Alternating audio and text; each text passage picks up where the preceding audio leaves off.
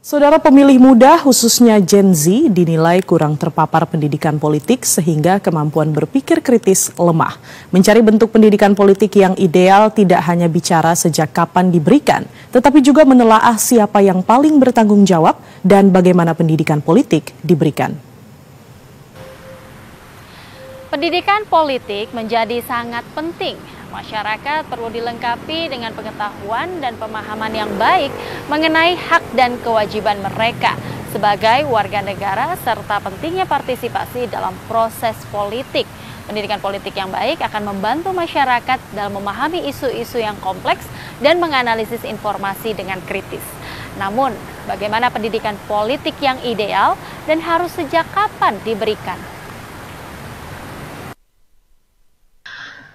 Pendidikan politik merupakan hal yang sangat penting dalam kehidupan bernegara untuk mewujudkan demokrasi yang berkualitas.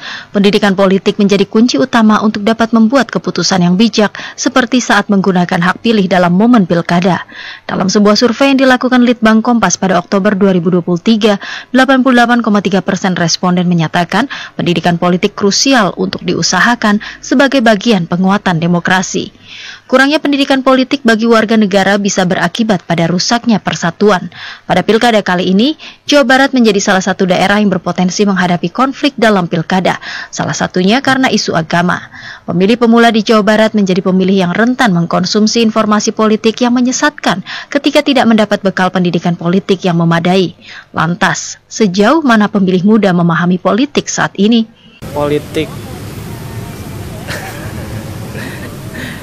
Politik ya, politik tuh kayak sebuah Kalau politik menurut aku sih itu semacam kayak hal yang memiliki hukum gitu di negara kita. Terus juga dari politik juga kita bisa tahu tentang ada apa sih di dunia, apa termasuk terlebih di Indonesia gitu saat ini.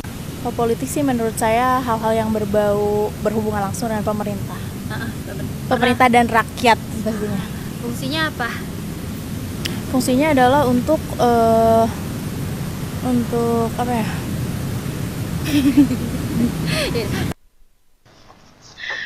Guru Besar Ilmu Politik Universitas Padjadjaran Profesor Muradi menilai para pemilih di Jawa Barat sudah paham politik, namun belum secara mendalam. Gen Z yang jumlahnya dominan dalam klaster pemilih muda cenderung mendapatkan informasi dari media sosial, termasuk informasi tentang politik. Parpol pun kini memanfaatkan media sosial untuk mengenalkan paslon yang diusung dalam pilkada. Namun hal itu menciptakan jarak antara parpol dengan pemilihnya. Pemilih lantas hanya akan fokus pada figur, bukan pada partai politik. Karena partai politik itu jadi problem sendiri. Kenapa? Karena partai politik itu enggan untuk kemudian berinteraksi terlalu jauh dengan audiens atau pemilih. Kenapa? Karena mereka merasa pilkada ini ranahnya figur dari calon yang diusung, bukan partai. Partai hanya menjadi mesin politiknya saja. Nah, itu yang saya kira menjadi problem baru, karena ketika kemudian bicara soal ini, orang akhirnya fokus pada orang, pada figur, bukan pada partai politik. Padahal fungsi partai politik adalah bagaimana mendorong proses pendidikan politik. Nah, salah satu yang kemudian cukup besar di sini adalah hampir 55% itu pemilih di bawah usia 40 tahun. Artinya apa? Pemilih yang melek media sosial, melek media, kemudian butuh encourage ya. Butuh pendekatan yang berbeda dibanding yang lain. Di Indonesia, definisi politik sudah mulai diajarkan sejak di bangku sekolah dasar melalui mata pelajaran pendidikan kewarganegaraan. Sementara di Belanda dan Australia, pendidikan politik yang lebih matang mulai diberikan di level sekolah menengah. Lantas, kapan pendidikan politik itu mulai harus diberikan di Indonesia? Saya sih merasa bahwa pendidikan politik harus dimulai lebih dini dengan mendorong proses berorganisasi. Jadi bukan semata soal bela negara ya dan sebagainya, tapi juga bagaimana mereka matang secara politik melihat konstelasi politik yang ada saat ini gitu loh. Mulai SMA ya. Sudah mulai matang 15 sampai 17-18 tahun saya kira udah mulai pelan-pelan walaupun nggak full, karena ada beberapa yang saya perhatikan, misalnya orang yang kemudian sekarang jadi pemimpin di beberapa negara itu dia sejak SMA sudah mulai aktif di OSIS, aktif di MPK gitu, aktif kemudian, dan mereka sudah punya preferensi politik. Sebagai penyelenggara pemilu, Komisi Pemilihan Umum juga memiliki peran untuk memberikan pendidikan politik kepada para pemilih. KPU Provinsi Jawa Barat misalnya merancang program sosialisasi dan pendidikan politik untuk berbagai segmen pemilih menggunakan berbagai macam media, mulai dari media konvensional, mainstream hingga media sosial.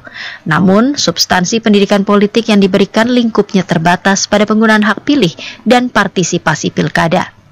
Anggota KPU Provinsi Jawa Barat, Hedi Ardia, mengatakan peran KPU dalam memberikan pendidikan politik terbatas karena seharusnya partai politik yang berperan besar dalam memberikan pendidikan politik ke masyarakat. Politik sejak ini kan kalau KPU bilang ini bukan cuma tugas KPU. Partai politik. Partai politik. Partai politik. Selain partai politik. Selain partai politik kepada pemerintah daerah, kemudian juga media juga punya peran, kampus juga punya peran gitu. Nah, hanya kan seringkali kita menganggap bahwa ini adalah tupoksinya lembaga A, ini tupoksinya institusi A misalkan.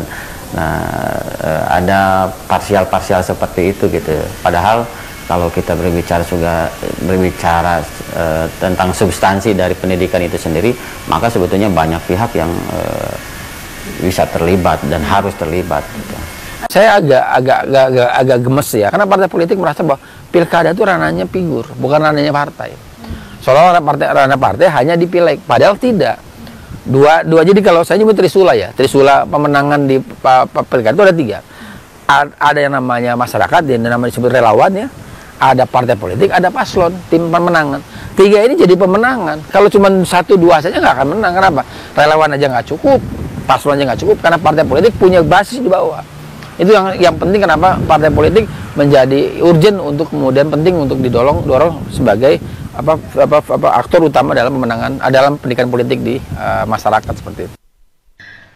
Pendidikan politik bukan hanya sekadar memberikan informasi, tetapi juga melibatkan pengembangan keterampilan analitis, kritis, dan pemahaman yang mendalam terhadap mekanisme politik. Untuk itu, pendidikan politik harus mampu membuat pemilih berpikir kritis atas dinamika politik praktis yang bisa berdampak langsung pada kehidupan masyarakat. Lembaga formal tetap harus menjadi sarana pendidikan politik. Kolaborasi dengan media baru seperti media sosial juga perlu didorong untuk bisa menstimulasi pola pikir kritis masyarakat. Namun, yang lebih penting adalah masyarakat harus memiliki keinginan untuk mendalami sendiri esensi politik dalam konteks yang lebih holistik.